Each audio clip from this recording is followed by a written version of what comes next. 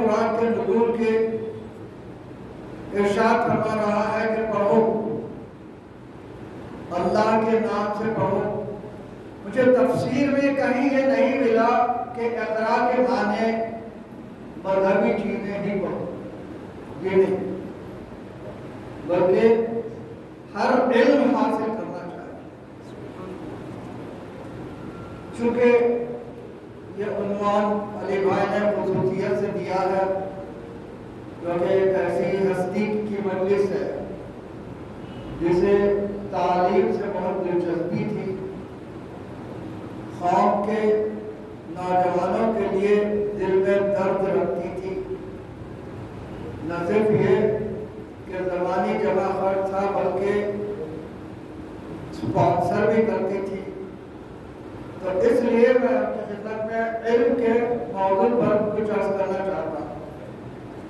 دیکھیے علم ہے دو قسم کا، ایک وحبی علم، ایک اکتسابی علم۔ اکتسابی علم دنیاوی علم ہے، وحبی علم علم الہی ہے۔ اس سلسلے میں آپ کی خدمت میں عرض کروں کہ پروردگار عالم نے اس کائنات میں جتنے انبیاء کو بھیجا ہے سب کو علم دے کے بھیجا ہے۔ اور قرآن کریم میں ارشاد فرماتا ہے جناب آدم کے لیے علم آدم اسماء کلھا، ہم نے آدم کو اسماء کا علم دیا۔ اب مجھے یہ بتائیے کہ یہ اسماء کا علم کیا مذہبی علم تھا؟ نہیں، یہ مذہبی علم نہیں تھا۔ اسماء کا علم اگر آپ تفسیریں دیکھیں تو تفسیروں میں ملے گا کہ ساری کائنات کی چیزوں کا علم دیا گیا، ان کے اسماء کا علم۔ لیکن آپ کے بلا کے لیے ایک بات عرض کروں کہ قرآن مجید دعوت فکر دیتا ہے، تدبر دیتا ہے، فکر۔ تو قرآن مجید میں پروردگار ارشاد فرماتا ہے افلا یتدبرون القرآن، قرآن میں تدبر کیوں نہیں کرتے؟ اور اس کے بعد اگر تدبر کیا جائے تو یہ جو آیت ہے علم آدم الاسماء، اس کے اگر حروف گنے جائیں تو 12 حروف ہوتے ہیں، جو اس بات کی دلیل ہے کہ پروردگار عالم نے جناب آدم کو 12 اسماء دے کے ملائکہ کے مقابلے میں امتحان دیا۔ یہ 12 اسماء کس کے تھے؟ یہ ان ہستیوں کے اسماء تھے جنہیں ملائکہ نے آسمان پر نورانی شکل میں دیکھا تھا۔ ان کو بھی اسماء بتائے گئے تھے، جناب آدم کو بھی اسماء بتائے گئے، اور اس کے بعد امتحان لیا گیا۔ اب ایک بات آپ کی خدمت میں عرض کروں کہ انسان کو پروردگار عالم نے عقل دی۔ عقل اس لیے دی کہ وہ جو کچھ معلومات ہیں، جو کچھ علم ہے، اس بنیاد پر اپنے علم کا اطلاق کرتا جائے اور نتیجے نکالتا ہے۔ جبکہ ملائکہ کہتے ہیں کہ ہم نے تجھے جتنا علم دی، تو نے ہمیں جتنا علم دیا ہے بس اتنا ہی جانتے ہیں، اس سے زیادہ نہیں جانتے۔ تو اسماء کا علم پروردگار عالم نے جناب آدم کو، اس کے بعد جناب نوح کو پروردگار عالم تنبیہ کر رہا ہے۔ جب جناب نوح نے ارشاد فرمایا کہ میرا بیٹا ہے، تو پروردگار عالم نے کہا کہ تمہارا بیٹا اس لیے نہیں ہے کہ یہ تمہارے اہل سے نہیں۔ اور اس کے بعد میں اہلی کہہ رہے تھے حضرت نوح۔ اس کے بعد پروردگار عالم ارشاد فرماتا ہے انی اعظک ان تکون من الجاہلین، میں تمہیں اس بات کے لیے ٹوک رہا ہوں کہ کہیں تم جاہلوں میں سے نہ ہو جاؤ۔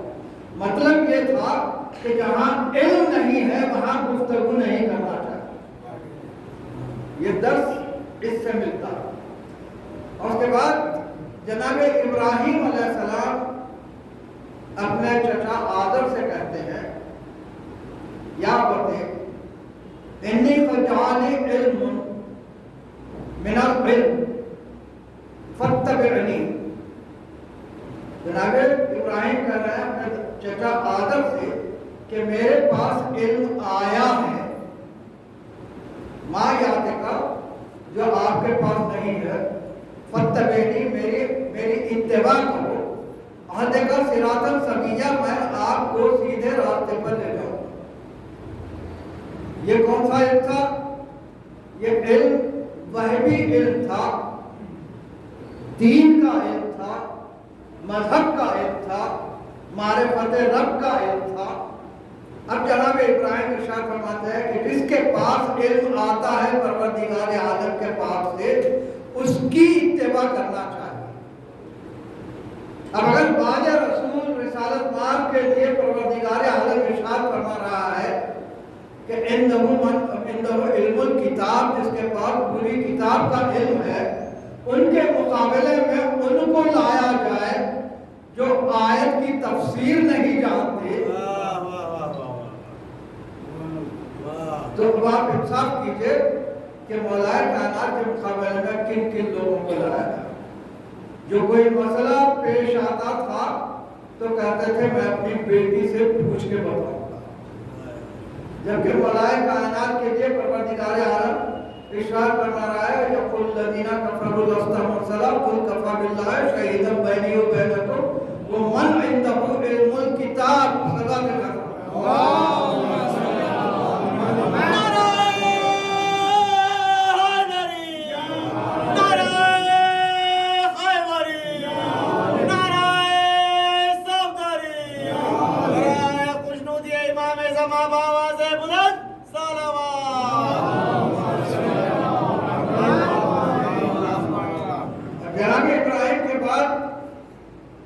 جناب یوسف ارشاد فرماتے ہیں علمنی تعبیر الاحادیث، پروردگار عالم نے مجھے خوابوں کی تعبیر کا علم دیا ہے۔ مجھے بتائیے کیا یہ علم دینی علم تھا؟ ہرگز نہیں، دنیاوی علم۔ تو معلوم ہوا کہ پروردگار عالم نے انبیاء کو جہاں دینی علم دیا ہے کتابوں کے ساتھ، وہیں دنیاوی علم بھی دیا۔ اسی لیے تو اقرا کہا، پڑھو۔ یہ نہیں کہا کہ صرف دین کی کتابیں پڑھو، دین کا علم حاصل کرو، جی نہیں، دین کے ساتھ دنیا بھی چاہیے۔ اس لیے چاہیے کہ دین آپ کی عاقبت کے لیے ہے، دنیا آپ کی دنیاوی زندگی کے لیے ہے، اور دونوں میں بیلنس رکھنا چاہیے۔ اور اس کے بعد پھر حضرت داؤد کے لیے پروردگار عالم ارشاد فرماتا ہے علمناہ صنعۃ لبوس لکم، ہم نے داؤد کو زرع بنانے کا علم دیا۔ یہ بتائیے زرع بنانے کا علم کیا مذہبی علم ہے؟ ہرگز نہیں۔ جنگ میں لڑنے کے لیے زرع چاہیے، دنیاوی علم ہے۔ تو اللہ نے انبیاء کو جہاں مذہبی علم کے ساتھ بھیجا ہے، وہاں دنیاوی علم کے ساتھ بھی بھیجا ہے، یہ علم بھی دیا۔ ہاں یقیناً جناب خضر کے لیے ارشاد فرماتا ہے علمناہ من لدنا علما، ہم نے جناب خضر کو اپنے پاس سے علم دیا، لدنا علم، اپنے پاس سے علم دیا۔ اور قرآن بھی پروردگار عالم کے لدن سے آ رہا ہے، تو معلوم ہوا کہ حضرت خضر کو پروردگار عالم نے قرآن کا علم دیا۔ سوال یہ پیدا ہوتا ہے کیا خضر اور رسالت مآب اور مولا کائنات جنہیں پروردگار عالم نے علم لدنی دیا کیا برابر ہو سکتے ہیں؟ اس لیے برابر نہیں ہو سکتے کہ رسالت مآب کے لیے پروردگار عالم نے معلم قرار دیا۔ تو دیکھیں کسی کتاب کا پڑھانے والا اس کتاب سے زیادہ علم رکھتا ہے جبھی تو پڑھا سکتا ہے، ورنہ پڑھا نہیں سکتا۔ تو پروردگار عالم نے رسالت مآب کو اور مولا کائنات کو جو علم کی منزل پر رکھا ہے، کائنات میں کوئی اس منزل علم پر نہیں، کوئی بھی۔ تو اس طرح پروردگار عالم نے انبیاء کو علم دنیا بھی دیا اور علم آخرت بھی دیا۔ علم آخرت لوگوں کی عاقبت سنوارنے کے لیے، اور علم دنیا انسان کو اس کائنات میں بہتر زندگی گزارنے کے لیے۔ دیکھیے آج دنیا جس منزل پر ہے یہ صرف علم کی ترقی کی بنا پر ہے۔ اگر علم کی ترقی نہ ہوتی تو وہی سٹون ایج رہتا، ترقی کرتے ہوئے آج منزل پہ دنیا نہیں پہنچتی۔ علم کہتے کسے ہیں؟ دیکھیے کشف شے کا نام علم ہے، یعنی کسی شے کا پوری طرح سے ظاہر ہو جانا علم کہتا ہے۔ دو چیزیں ہیں، اگر کسی شے سے متعلق ہو تو وہ علم کہلاتا ہے، اور کسی شخصیت سے متعلق ہو تو وہ معرفت کہلاتا ہے۔ کسی شخصیت سے متعلق ہو تو معرفت کہلاتا ہے، اور اگر کسی شے سے متعلق ہو تو وہ علم کہلاتا ہے۔ علم بھی دو قسم کا ہے، ایک علم بلا واسطہ اور ایک علم بالواسطہ۔ بلا واسطہ کون سا ہے؟ جو انسان کو پروردگار عالم راست عطا کرتا ہے۔ اس میں بھی تین چیزیں ہیں، ایک وجدان ہے، ایک فطرت ہے، ایک وضاحت اولیہ۔ وجدان کیا ہے؟ انسان کو اپنے وجود کا احساس، یہ وجدان۔ فطرت کیا ہے؟ انسان کی فطرت میں جتنی چیزیں ہیں، کائنات کے جتنی مخلوق ہے، جیسے مثال کے طور پر ایک پرندے کا بچہ ہے، پیدا ہوتے ہی وہ اڑنے لگتا ہے، مچھلی کا بچہ ہے تیرنے لگتا ہے، یہ فطرت میں رکھا ہے پروردگار عالم۔ یہ تینوں قسم کا علم، وجاہت اولیہ کیا ہے؟ احساس انسان ہے ہر منزل پر۔ تو یہ تینوں علم جو بلا واسطہ ہے، یہ اپنے وجود کے بقا کے لیے، پروردگار عالم کے وجود کے بقا کے لیے یہ تین قسم کا علم رکھ دیا۔ اور اس کے بعد دوسرا علم جو بلا واسطہ ہے، وہ علم بالواسطہ ہے، وہ علم ہے جو انسان حاصل کرتا ہے، کسبی علم ہے، کتابوں کے ذریعے، استادوں کے ذریعے، قرآن کے ذریعے۔ یہ کسبی علم جو ہے یہ بالواسطہ علم۔ بالواسطہ علم دھیرے دھیرے ترقی کرتا جاتا ہے، جیسے جیسے تحقیق ہوتی جاتی ہے ترقی ہوتی جاتی ہے۔ دیکھیے سائنس میں جتنی ترقی ہوئی ہے سب تحقیق کی بنیاد پر، اور تحقیق کچھ پریزمپشنز کی بنیاد پر ہوتی ہے۔ کچھ پریزمپشن، کچھ سوچا جاتا ہے کہ ایسا ہوگا، اور اس راستے میں تحقیق کی جاتی ہے۔ اگر نتیجہ حاصل ہو جائے تو وہ قانون بن جاتا ہے، اور اگر نتیجہ حاصل نہ ہو تو وہ راستہ چھوڑ دیا جاتا ہے، پھر دوسرے راستے پر تحقیق کی جاتی ہے۔ معلوم ہوا ساری کائنات کا علم شک کی بنیاد پر ترقی کر رہا ہے، لیکن پروردگار عالم نے جو کتاب بھیجی ہے قرآن، اس میں ارشاد ہوتا ہے ذالک الکتاب لا ریب فیہ، یہ قرآن وہ کتاب ہے جس میں کوئی شک نہیں۔ تو معلوم ہے کہ پروردگار عالم کا جو علم ہے اس میں شک کی گنجائش نہیں۔ دیکھیں دنیا کے جتنے ماہرین علم ہیں، نیوٹن کہتا ہے کہ ہم سمندر کے کنارے ریتی پر سیپیاں چن رہے ہیں، پتہ نہیں کہ کس سیپی میں موتی ہے اور کس میں نہیں۔ یعنی وہ واضح کر رہا ہے کہ ہم کچھ پریزیوم کر کے آگے چلتے ہیں کہ شاید اس میں موتی ہو، موتی نکل گیا فائدہ ہو گیا، اور اگر نہیں نکلا تو پھر دوسرا موتی اٹھاتے ہیں۔ یعنی دنیاوی ترقی کو پروردگار عالم نیوٹن کی زبان سے اس طرح ظاہر کر رہا ہے کہ ہم جو ترقی کر رہے ہیں وہ شک کی بنیاد پر تحقیق کرتے ہوئے ترقی کر رہے ہیں۔ سقراط کہتا ہے میں اتنا جانتا ہوں کہ میں کچھ نہیں جانتا۔ افلاطون کہتا ہے کہ میں ایک اندھیرے غار کے سامنے بیٹھا ہوا ہوں اور ہلکی سی کرن نظر آتی ہے تو میں سمجھتا ہوں کہ شاید یہی وہ نور ہے جس کی میں تلاش کر رہا ہوں، لیکن پتہ نہیں وہ صحیح ہے یا نہیں۔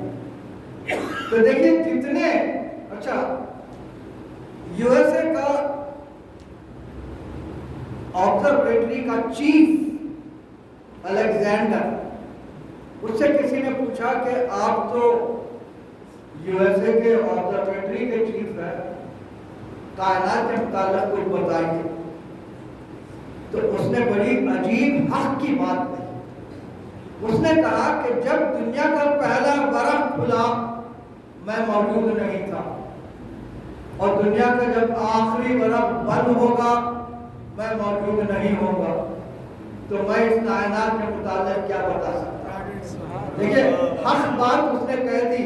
اس نے یہ بتایا کہ اول ما خلق اللہ نوری ہی کائنات کے بعد متعلق بتا سکتا ہے، دوسرا نہیں بتا سکتا.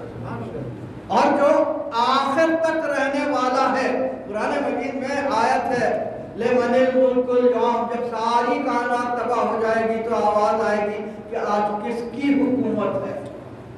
تو اس کا جواب آئے گا للہ الواحد القہار، آج اس اللہ کی حکومت ہے جو واحد و قہار ہے. یہ کون کہہ رہا ہے اور کون جواب دے رہا ہے؟ اللہ نہیں کہہ رہا ہے. اللہ کہے تو اللہ نہیں رہتا، اور اگر کہے بھی تو یہ کہے گا کہ یہ میری حکومت ہے. کہا جا رہا ہے یہ اللہ کی حکومت ہے جو واحد و قہار ہے. تو ایک پوچھنے والا ہے لمن الملک اليوم، آج کس کی حکومت ہے، ایک جواب دینے والا ہے للہ الواحد القہار. یہ وہی دو ہے جو کائنات کے سے پہلے موجود تھے اور کائنات کے بعد موجود رہے.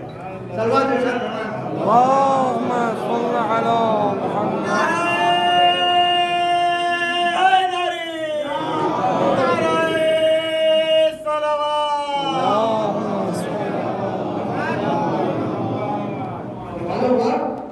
کہ یہ وہ ہستیاں ہیں جو ساری کائنات کا علم رکھتے ہیں، کیونکہ کائنات بنی ان کے سامنے. یہی تو سبب ہے کہ قرآن مجید میں پروردگار عالم نے صرف خلقت کا ذکر کیا، طریقہ خلقت کا ذکر نہیں کیا. طریقہ خلقت مولا کائنات اپنی خطبے میں ارشاد فرماتا کہ کائنات کیسے خلق ہوئی. ہاں لیکن آپ کی خدمت میں عرض کروں کہ جب بنی امیہ کا دور ختم ہو رہا تھا اور بنی عباس کا دور شروع ہو رہا تھا اور آپس میں جنگ ہو رہی تھی، اس زمانے میں ہمارے 5ویں امام اور 6ٹھے امام علیہ السلام کا اور چونکہ وہ حکومت کے معاملے میں الجھے ہوئے تھے لہذا اس طرف توجہ نہیں کر رہے تھے. یہی سبب ہے کہ 5ویں امام اور 6ٹھے امام علیہ السلام نے ہمارے مدرسہ قائم کیا جہاں 4000 طالب علم حاصل کر رہے تھے. اور علم صرف دینی علم نہیں بلکہ دنیاوی علم بھی. وہاں تجربے کیے جاتے تھے فزکس اور کیمسٹری کے، اور یہی تو سبب ہے کہ امام جعفر صادق علیہ السلام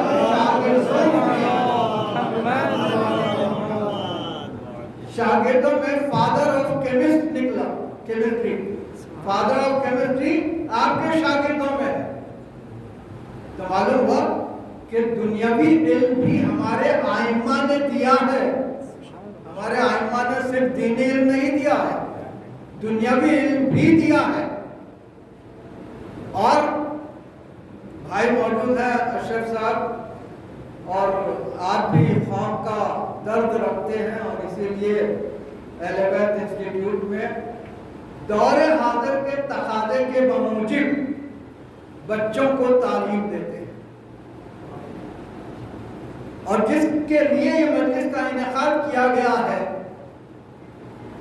وہ خود بھی تعلیم بھی دیتی تھی اور IZM اسکول میں پرنسپل بھی تھی، اور بڑا درد رکھتی تھی اپنی قوم کے بچوں کے لیے. آپ کو یہ سن کر تعجب ہوگا کہ اگر کائنات کی تعلیم یافتہ لوگوں کی اسٹیٹسٹکس لی جائے تو مسلمان صرف 3% ہیں تعلیم یافتہ. 97% دوسرے مذہب والے ہیں، 3% سے مسلمان ہیں، اور اگر ہم شیعوں کا پرسنٹیج نکالیں تو شاید ڈیسیمل میں آ جائے۔ آج ہماری قوم تعلیم کی طرف توجہ ہی نہیں کرتی۔ ایک اور پرابلم یہ جو کرونا کا آ گیا، کرونا کی وجہ سے آج ہی میں نے پیپر میں پڑھا کہ 65 لاکھ لڑکے تعلیم چھوڑ چکے۔ اب آپ اندازہ کیجئے کہ اگر تعلیم چھوڑ دی جائے تو ان کا مستقبل کیا ہوگا۔ فی الوقت ایسا ہے کہ کسی خاندان سے کوئی ایک شخص باہر گیا ہے تو اس کے پیسے پر گھر چل رہا ہے، عیش کیا جا رہا ہے، لیکن یہ احساس نہیں ہے کہ وہ واپس آ جائے تو خاندان کی پرورش کیسے ہو۔ علم حاصل نہیں کیا جا رہا۔ میں آپ کی خدمت میں عرض کروں، جس سال میں MSc کر رہا تھا، 1962 کی بات ہے، اس زمانے میں میتھمیٹکس میں کر رہا تھا، میں اکیلا تھا شیعوں میں سے، کل 3 مسلم تھے، 2 سنی تھے، 1 میں تھا۔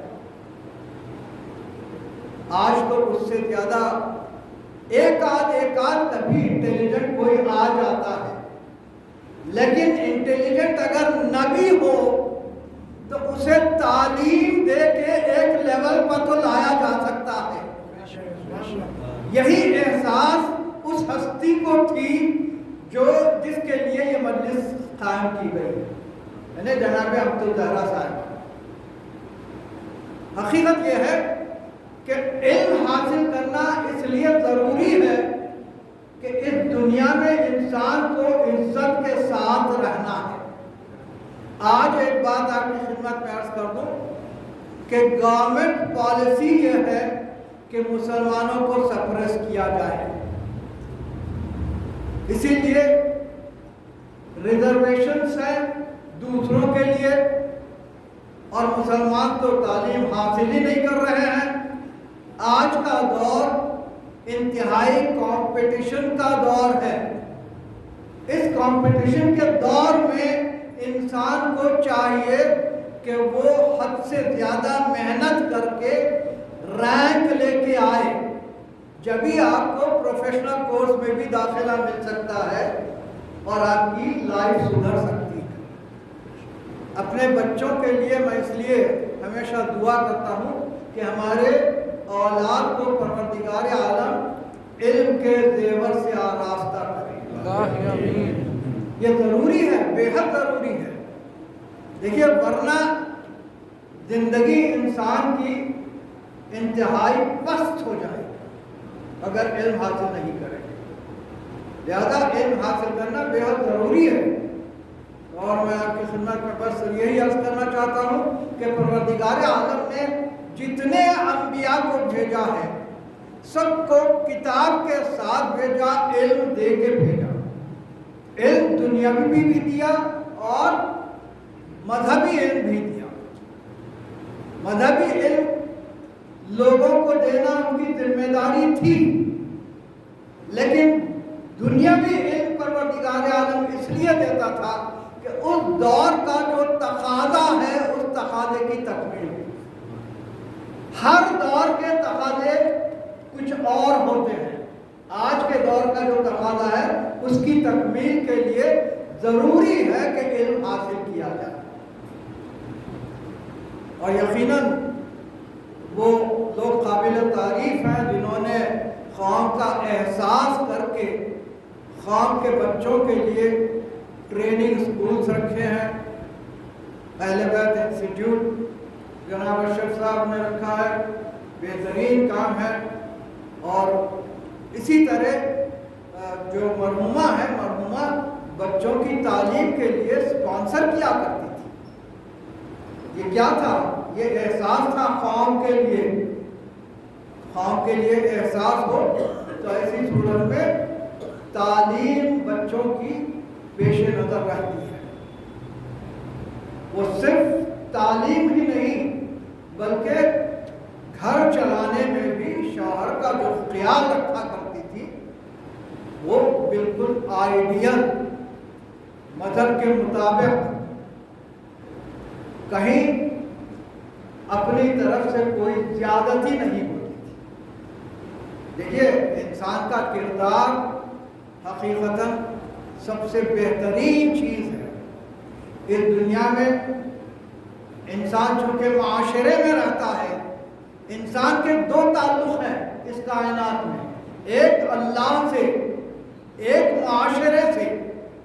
اللہ سے جو تعلق ہے اس تعلق کے دل میں انسان کو نہ صرف یہ کہ عبادت کرنی چاہیے بلکہ معرفت رب حاصل کرنی چاہیے۔ اور چونکہ معاشرے میں لوگوں سے تعلق رہتا ہے لہذا کردار بھی اچھا ہو اور علم کی اس منزل پر ہو کہ اگر کوئی چیز نہیں جانتا ہے تو اسے بتا سکے، اس منزل پر ہونا چاہیے۔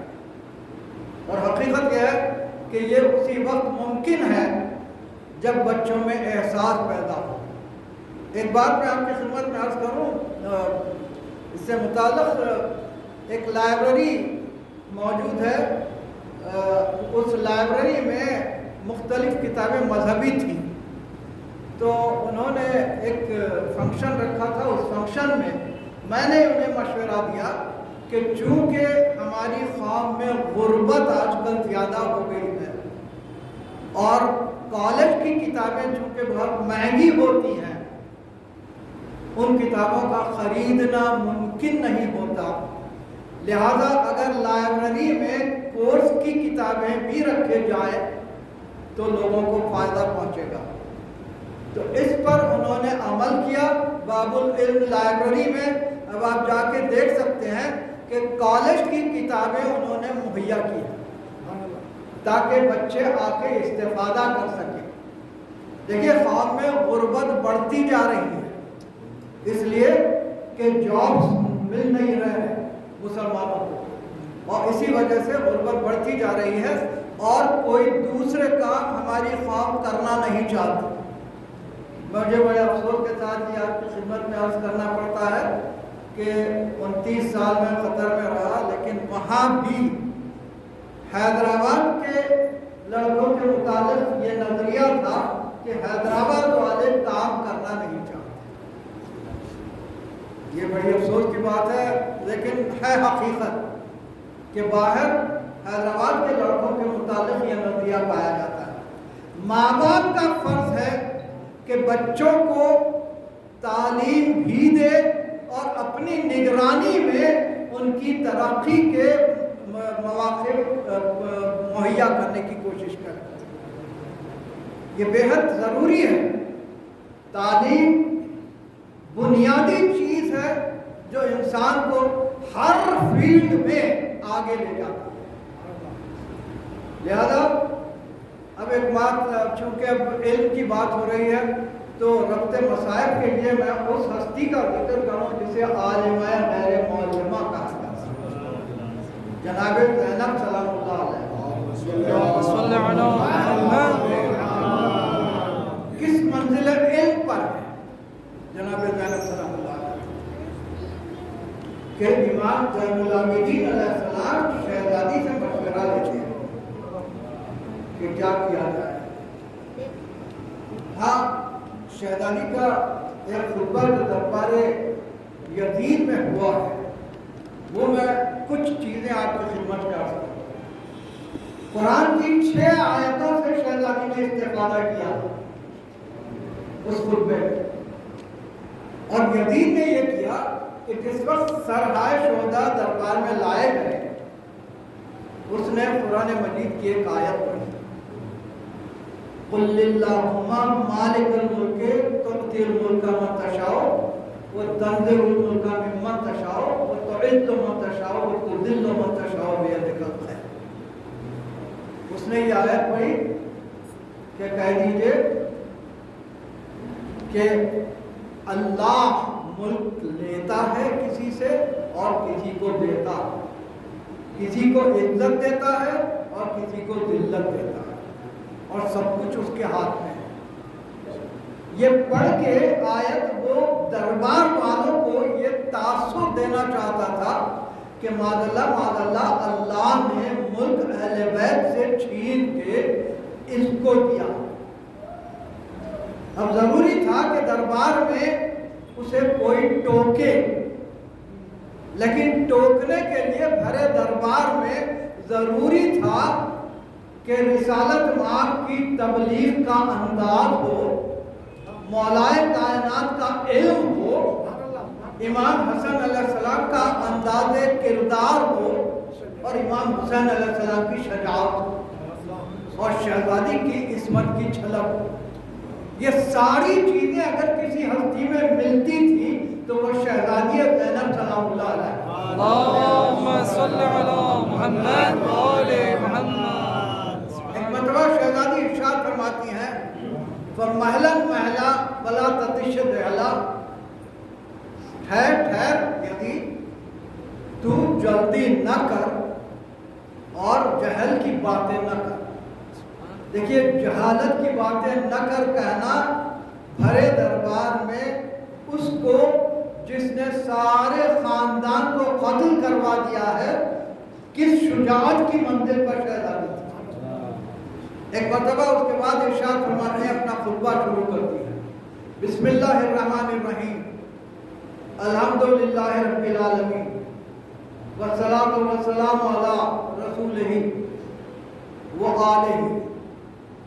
ایک مرتبہ جب شہزادی نے یہ پڑھا تو دربار والوں کو معلوم ہوا کہ یہ قیدی تو مسلمان بھی ہیں اور اہل بیت سے تعلق رکھنے والے بھی ہیں۔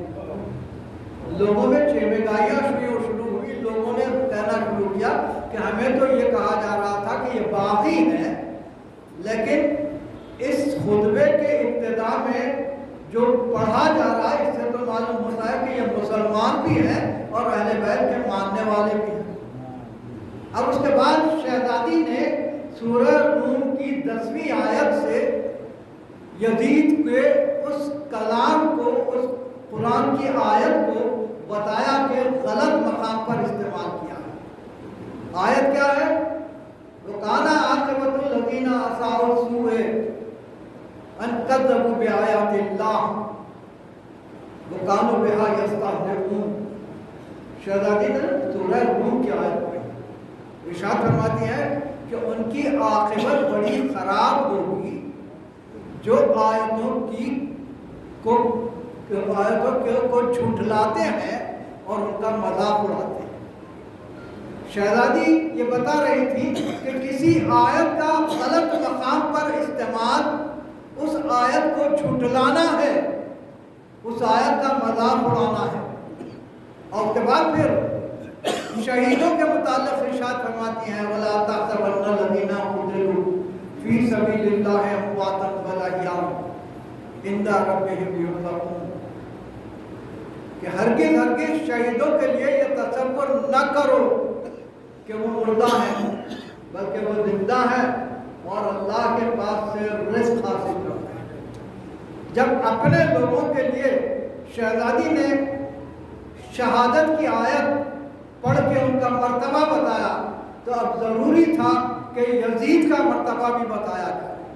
اب ارشاد فرماتے ہیں وَلَا يَحْسَبَنَّ الَّذِينَ كَفَرُوا أَنَّمَا نُمْلِي لَهُمْ لِخَيْرٍ لِأَنفُسِهِمْ أَنَّمَا أُمْلِي لَهُمْ لِيَزْدَادُوا إِثْمًا وَلَهُمْ عَذَابٌ مُهِينٌ۔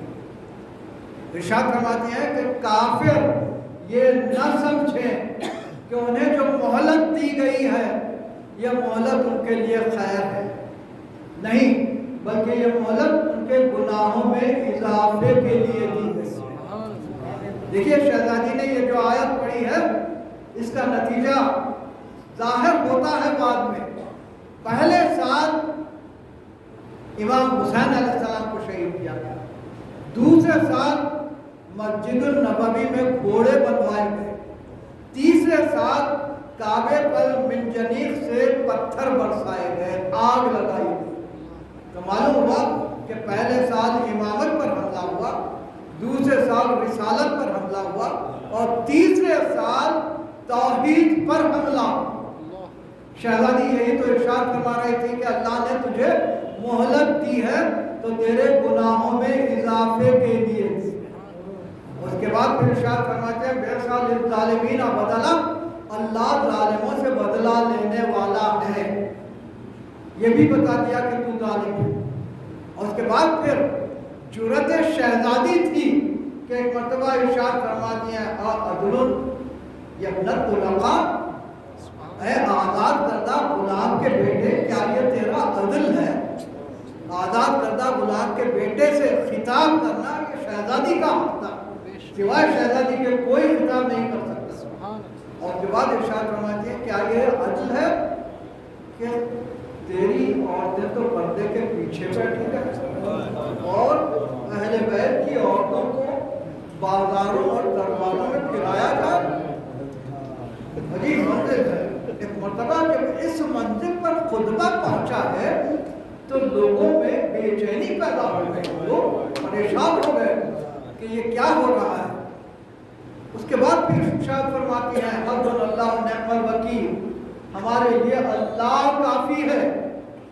और उसके बाद अजीब मंजिल इरशाद फरमाती हैं न तू हमारे वही को मिटा सकता है और न ही हमारे जिक्र को मिटा सकता है। जब ये फरमाया कि तू हमारे जिक्र को नहीं मिटा सकता तो जरूरी था कि जिक्र को कायम किया जाए। लिहाजा जब एक मर्तबा आज़ादी मिली है तो शहजादी ने इरशाद फरमाया यजीद से कहो कि हमारे लिए एक मकान खाली किया जाए। उसके दरबार में उसके महल में ही एक मकान खाली किया गया और ऐलान किया गया कि लोग आके पुरसा दें, बीबियाँ आके पुरसा देने के लिए पहुंची। शहजादी ज़ैनब ने देखा कि फर्श बिछाया हुआ है तो इरशाद फरमाते हैं कोई अपने वारिसों को फर्श पे बैठ कर रखता है, फर्श उठा दिया जाए। फर्श उठा दिया गया। फर्श उठाने के बाद एक मरतबा बीबियों ने नीचे बैठ कर गुफ्तगू शुरू की। इरशाद फरमाने लगी कि करबला में क्या हुआ। बीबियाँ तड़पने लगी, सरहाय शोदा आए, माल जो लूटा गया था वो वापस लाया गया। मालूम हुआ कि पहली मंजिल पर ही शहजादी ने मजलिस इस आलम में की कि अगर कोई गरीब से गरीब आदमी भी मजलिस करना चाहता है और फर्श मुहैया नहीं है तो ज़मीन पे बैठ के मातम कर ले। और उसके बाद वहाँ से रवाना होते हैं, काफिला रवाना हुआ। एक मरतबा ख़ब्र जनाब सकीना पे पहुँचे। ख़ब्र सकीना पे पहुँचने के बाद शहजादी ने एक छोटी सी चादर निकाली और ख़ब्र पे बिछा के इरशाद फरमाती है सकीना तुम्हारी चादर आई है, तुम्हें बड़ी तमन्ना थी मदीना जाने की, अरे काफिला मदीना जा रहा है चलोगी नहीं? और उसके बाद इरशाद फरमाती है कि बेटी मैं ज़रूर फिर यहाँ आ जाऊँगी। और उसके बाद काफिला वहाँ से रवाना हुआ, करबला पहुँचा। करबला में एक मरतबा शहजादी ने अपने आप को गिराया ऊँट से और उसके बाद सबसे पहला जुमला ये इरशाद फरमाती है कि बहन बड़ी शर्मिंदा है कि सकीना को साथ न ला सकी, तुम्हारी सकीना कैद खाने शाम में रह गई। और उसके बाद 3 दिन तक मातम होता रहा। सैयद सज्जाद से इरशाद फरमाती है सैयद सज्जाद मुझे अब्बास की खबर पर ले चलो। अब्बास की खबर पर जब पहुंचे तो शहजादी तड़पने लगी। इरशाद फरमाती है अरे ये छोटी सी खबर कैसे हो सकती है? सैयद सज्जाद ने कहा फूफी अम्मा, अरे जब मेरा चचा इस दुनिया से गुजर गया, अरे लोग आते जाते थे, अली का बदला लेने के लिए तलवारें चलाते जाते थे, आज टुकड़े टुकड़े हो गया, इसीलिए ये खबर छोटी है। और उसके बाद अजीब मंजिल है, वहाँ से रवाना हुए, मदीना पहुँचे। मदीना पहुँचने के बाद शहजादी को एक मरतबा जनाब फातिमा सुगरा ने नहीं पहचाना। अब अंदाजा कीजिए कि क्या